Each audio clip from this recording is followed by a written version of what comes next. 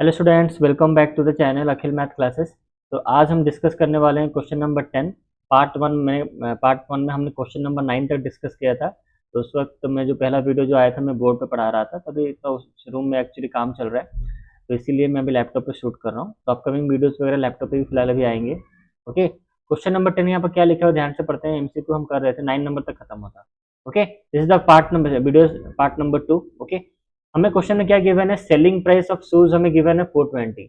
मतलब एक शूज है, इसका प्राइस, सेलिंग प्राइस कितना है 420, इंक्लूडिंग 5% जीएसटी। इसमें 5% जीएसटी पहले से मिला हुआ है। तो उसको ओरिजिनल प्राइस हमें शूज का पूछा है, तो ओरिजिनल प्राइस को एक काम पूरा एक्स मान लो।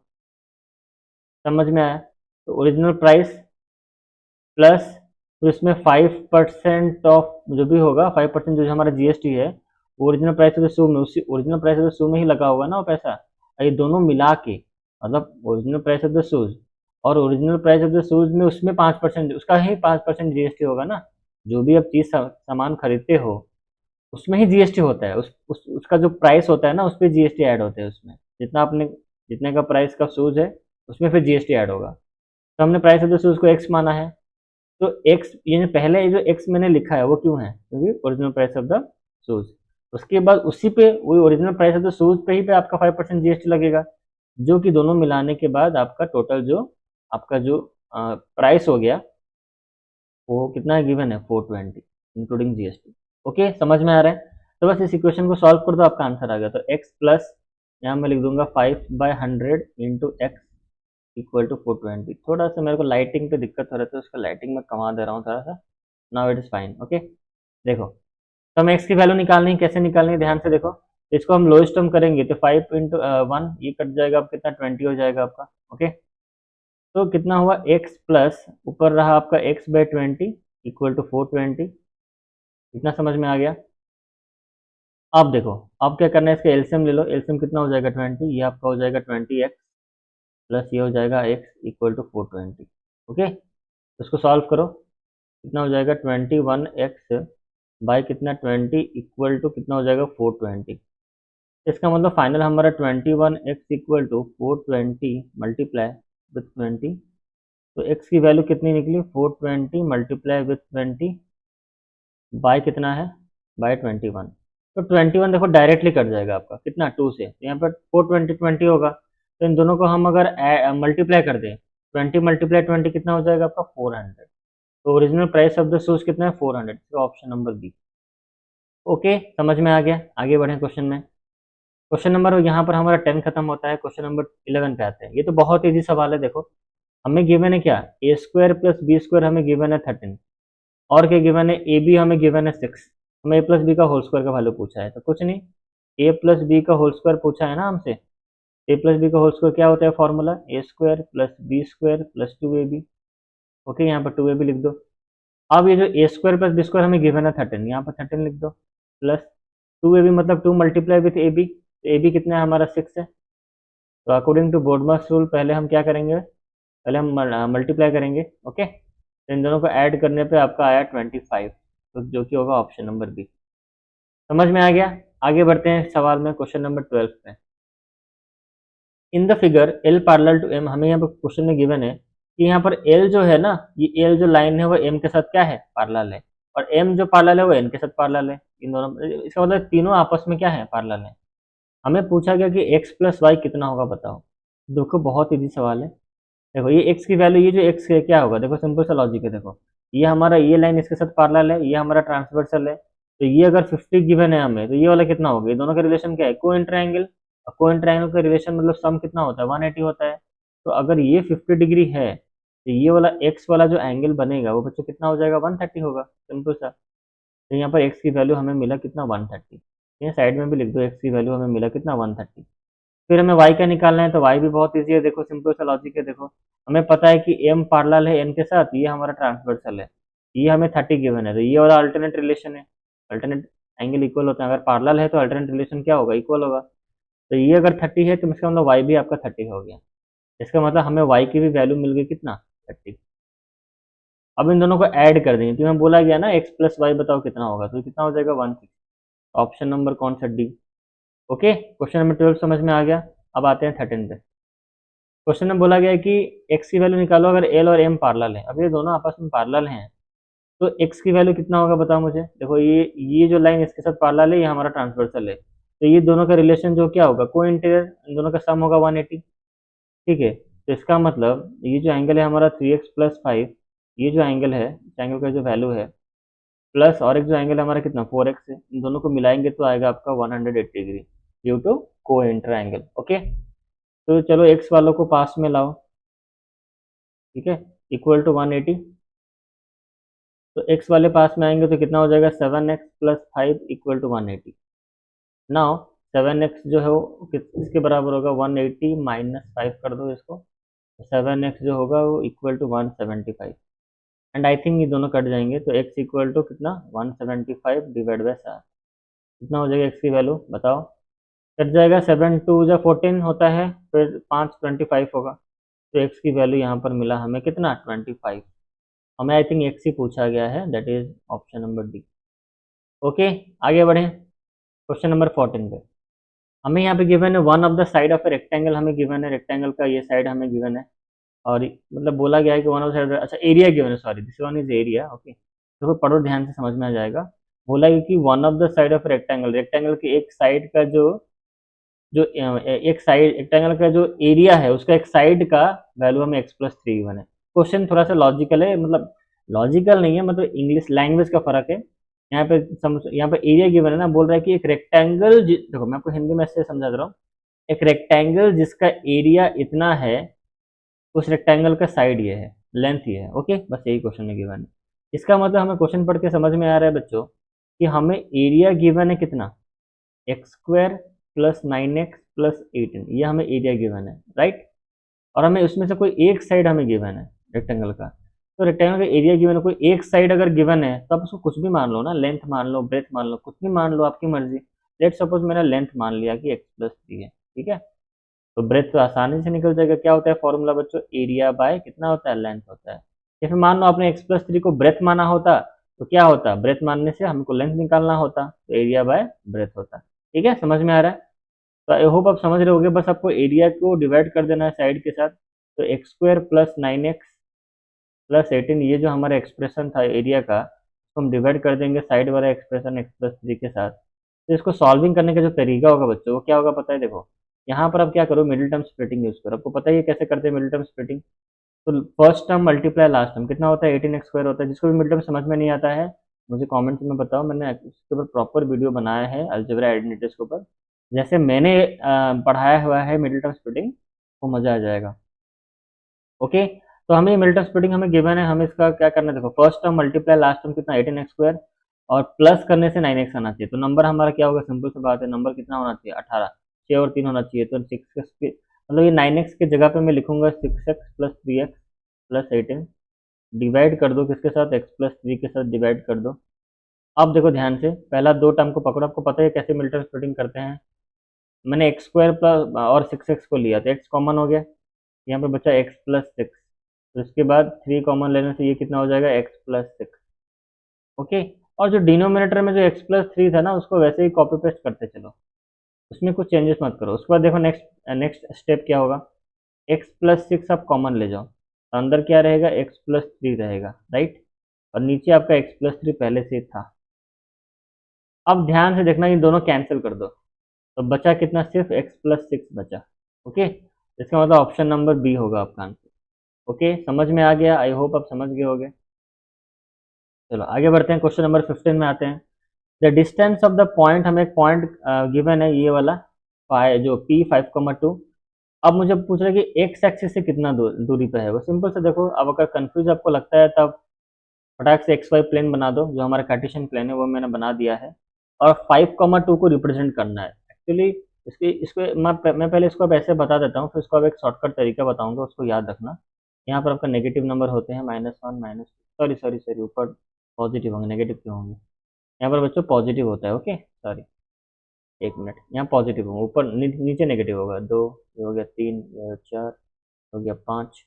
ओके, नीचे आपके नेगेटिव होंगे -1 -2, इतना इधर जाना नहीं है, बस इतना पर देखो। और 5,2 को प्लॉट करो, 5,2 मतलब 5,2 को कैसे प्लॉट करते हैं, 5 मतलब x की जगह 5 है, तो ये रहा 5 x के, ये x एक्सिस है, इतना तो पता ही होगा आपको, ये x है। ओके, और ये वाला है जो ऊपर वाला y है। Okay, this one is y। अच्छा, तो 5,2, तो 5,2 अगर करने से यहाँ पर इस जगह पे आएगा आपका, इस पॉइंट पे आपका आएगा आपका बच्चों 5,2। तब ये जो पॉइंट है, अभी बोला डिस्टेंस ऑफ द पॉइंट 5,2, जो मतलब ये जो पॉइंट है 5,2, ये एक्स एक्सिस से कितनी दूरी पे है? तो एक्स एक्सिस हमारा कहाँ पर, ये रहा हमारा एक्स एक्सिस। अब ये कितने दूरी पे, आप एक लाइन यहाँ पर दोगे ना तभी तो पता चलेगा कितना दूरी पे है ये लाइन का मेजरमेंट कितना होगा? सिंपल सी बात है, 2 होगा। देखो ये 2 का 2 है कि नहीं इधर, क्योंकि आप इधर से आते हो 5 और इधर से आते हो 2, तभी तो यहाँ पॉइंट आप लोकेट करते हो 5,2। तो बस ये वाला लाइन का डिस्टेंस हमें जानना है, तभी हमें पता चल जाएगा कि भाई ये जो पॉइंट है हमारा वो एक्स एक्सिस से कितनी दूरी पे है। तो ये जो पॉइंट है, ये जो हमारा लाइन है, इसका मेजरमेंट होगा आपका कितना होगा बच्चों? 2। इसका मतलब 2 यूनिट्स होगा आपका आंसर। तो ये होगा ऑप्शन नंबर आपका कौन सा? ठीक। ओके, समझ में आया? शॉर्टकट तरीका ये है, देखो अगर इस तरह से क्वेश्चन पूछा होगा, मान लो पॉइंट आपको गिवन कर दिया हो और एक्स से पूछा हो, तो ऑलवेज वाई वाला जगह पे जो नंबर होगा वही आंसर होगा। वाई से पूछा होता तो एक्स वाले पे जो नंबर होता उसका वही आंसर होता। 5 यूनिट डिस्टेंस होता अगर वाई से पूछता तो। ये शॉर्टकट तरीका है, याद रखो। अगर कंफ्यूज लगता है यहाँ पर तो फिगर ड्रॉ करके कर सकते हो कंफ्यूजन, बट मुझे लगता है ये छोटी सी बातें हैं, याद रखो। अब आते हैं क्वेश्चन नंबर 16 पे। देखो क्वेश्चन नंबर 16 यहाँ पर क्या बोला गया है? यहाँ बोला गया कि X coordinate of any point lie on the Y axis कितना होना चाहिए। देखो इसका आंसर तो देखो मुझे पता है, तो मैं बोल दूंगा 0 होगा। मैं आपको समझाना चाहता हूँ 0 क्यों हुआ, समझना इस चीज को। आप एक्स कोऑर्डिनेट करो, कोई भी पॉइंट के एक्स कोऑर्डिनेट वाई एक्सिस पे जब लाई करोगे उसको, तो क्या होगा, समझना है इस चीज को। मैंने मान लो कोई कोऑर्डिनेट लिखा, लेट सपोज 5,2 लिखा मैंने।